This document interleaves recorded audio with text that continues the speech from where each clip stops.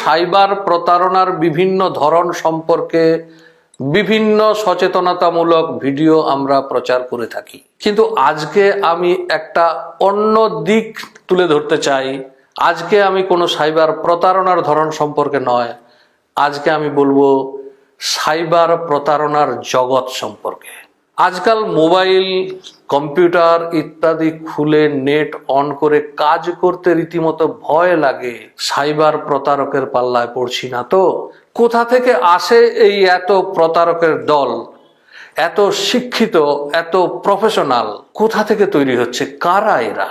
এদের ভাষা শুনে, এদের কথা শুনে তো মনে হয় এরা আমার আপনার বাড়ির পাশের লোক। এরা বাংলায় কথা বলে, এরা হিন্দিতে কথা বলে, এরা ভারতীয় ভাষায় কথা বলে। কোথা থেকে আসছে এরা? কিভাবে তারা জড়িয়ে পড়ছে এই সাইবার প্রতারণার জগতের সঙ্গে? বন্ধুরা, ভিডিওটি শেষ পর্যন্ত দেখুন, ভেবে দেখুন সাইবার প্রতারণা জগতের সঙ্গে আপনি জড়িয়ে পড়ছেন না তো?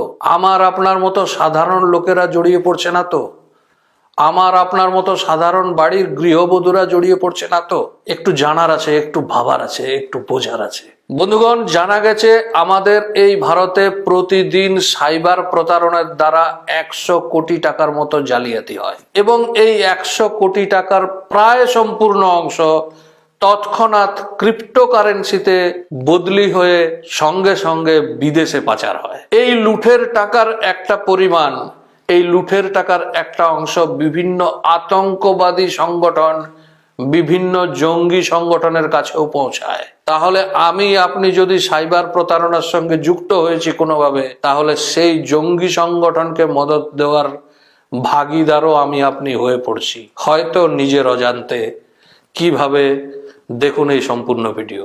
বন্ধুরা, এ পর্যন্ত যা জানা গেছে, সাইবার প্রতারণামূলক যে সমস্ত ফোন কল, যে সমস্ত স্প্যাম মেসেজ আসে, সেগুলি ভারতের বাইরে কতকগুলি নির্দিষ্ট দেশে বসে কাজগুলি সম্পন্ন করা হয়। রীতিমতো কর্পোরেট কায়দায় অফিস খুলে তারা তাদের কারবার চালাচ্ছে।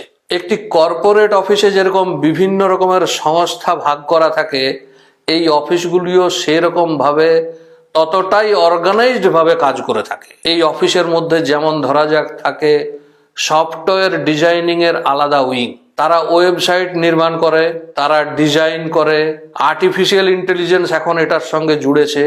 এই সমস্ত কাজের জন্য প্রয়োজন হয় প্রশিক্ষিত সফটওয়্যার ইঞ্জিনিয়ার।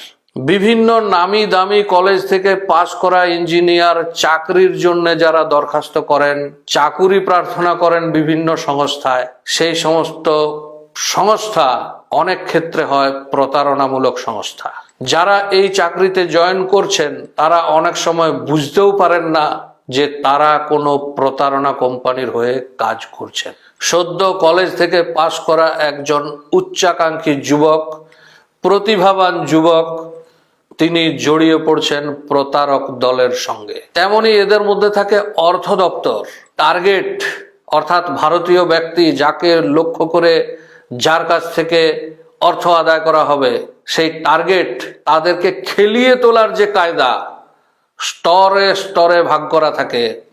একেবারে প্রাথমিক স্তরে যারা কাজ করে কিংবা মধ্যম স্তরে যারা কাজ করে, তারা জানে না যে তারা কোনো প্রতারক দলের হয়ে কাজ করছে। বিন্দুমাত্র সন্দেহ যদি তাদের মধ্যে কোনোদিন হয়, তাদের উপরে নেমে আসে নানা রকমের হুমকি, প্রাণনাশের হুমকি। বিদেশে তাদের অনেক ক্ষেত্রেই কেড়ে রাখা হয় পাসপোর্ট, ভিসা এক্সপায়ার করে যায়, লুকিয়ে থাকতে হয় সেই দেশে, লুকিয়ে কাজ করতে হয় সেই প্রতারণা সংস্থার হয়ে। বন্ধুরা, যারা বিদেশে কাজ করতে যাচ্ছেন তারা সঠিকভাবে জেনে নিন কি কাজ করতে যাচ্ছেন। আমি বলছি না সমস্ত কাজই প্রতারক দলের কাজ, কিন্তু প্রতারক দলের রিক্রুটমেন্ট এরকম ভাবেই হয়। এই বিষয়ে সাবধান হওয়ার প্রয়োজন আছে। তাহলে মোদ্দা কথা কি দাঁড়ালো? আমার আপনার বাড়ির ছেলেরা যদি বিদেশে যায়, যদি বিদেশে কোনো কাজ নিয়ে যায়, তাহলেই কি তারা প্রতারক দলের সঙ্গে যুক্ত হওয়ার একটা সম্ভাবনা দেখা যাচ্ছে? যারা ভারতে কাজ করছে তাদের কি এই সম্ভাবনা নেই? বন্ধুরা, আছে। বিদেশ থেকে যে সমস্ত সংস্থা অপারেট করে তাদের লক্ষ্য হচ্ছে আমাদের এই ভারতবর্ষ। তারা এই ভারতবর্ষ থেকে টাকা লুট করে বিদেশে পাঠায়। আর ঠিক একই কায়দায় ভারতেও রিক্রুটমেন্ট হয়, ভারতেও দিল্লি, কলকাতা, মুম্বাইয়ের মতো জায়গাতে কর্পোরেট অফিস খুলে তারা কাজ চালায়। তাদের লক্ষ্য, তাদের টার্গেট ভারতের বাইরের দেশ, বিশেষত পশ্চিমের ধনী দেশগুলি। কাজেই ভারতেও যদি এই ধরনের কোনো সংস্থার সঙ্গে যদি যুক্ত হচ্ছেন কোনো বন্ধু, একটু যাচাই করে নেবেন, একটু ভেবে দেখবেন, এই ভিডিওর সঙ্গে মিলিয়ে নেবেন। বন্ধুরা, এই ভিডিও এখানেই শেষ নয়। বন্ধুরা, তাহলে কি সাইবার প্রতারক দলের সঙ্গে যুক্ত হয়ে যাচ্ছে তারা যারা উচ্চশিক্ষিত, যারা ইঞ্জিনিয়ার, যারা অর্থনীতিতে বিশেষভাবে শিক্ষিত, যারা বিভিন্ন কাজকর্মে দক্ষ, শুধু কি তারাই যুক্ত হয়ে যাচ্ছে এই প্রতারক দলের সঙ্গে? না, একেবারে সাধারণ মানুষরাও যুক্ত হয়ে পড়ছে, সাধারণ গৃহবধূরাও যুক্ত হয়ে পড়ছে। কিভাবে? বিভিন্ন প্রতারক দলেরা যে সমস্ত ভারতবর্ষকে টার্গেট করে তাদের কাজ চালায়, তারা তাদের অপারেশন চালায়, তাদের জন্য দরকার হয় প্রচুর ব্যাংক অ্যাকাউন্ট।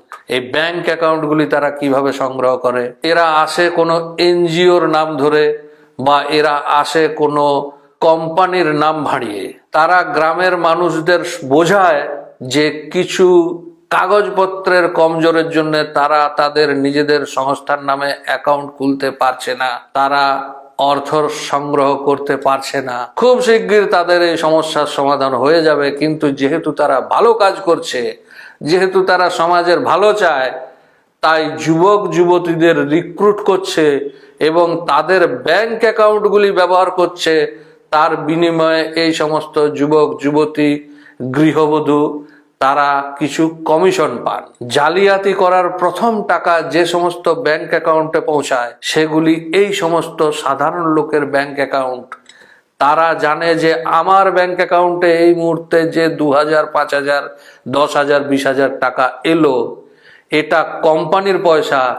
নির্দিষ্ট কমিশনটুকু কেটে সেটাকে পৌঁছে দিতে হবে কোম্পানির পরবর্তী অ্যাকাউন্টে, যেখান থেকে মুহূর্তের মধ্যে চলে যাবে ক্রিপ্টোকারেন্সিতে বদল হয়ে বিদেশে। তারাও জানেন না তারা প্রতারক দলের সঙ্গে যুক্ত হয়ে যাচ্ছেন। বন্ধুরা, ব্যাংক অ্যাকাউন্ট কখনো ভাড়া দেবেন না। আপনার ব্যাংক অ্যাকাউন্ট একান্তভাবে আপনাকেই ব্যবহার করতে হবে। আপনার ব্যাংক অ্যাকাউন্টে লেনদেনের সমস্ত দায়ভার আপনার। এটুকু মাথায় রাখবেন। কর্মক্ষেত্রে যে কোনো জায়গায় যুক্ত হওয়ার আগে যাচাই করবেন। কোনো রকম সন্দেহ হলে পুলিশের কাছে আসবেন। পুলিশ আপনার বাড়িতে পৌঁছানোর আগে আপনি পুলিশের কাছে এসে যান। এই কামনা করি বন্ধুগণ, সাবধান থাকবেন, সতর্ক থাকবেন, ভালো থাকবেন।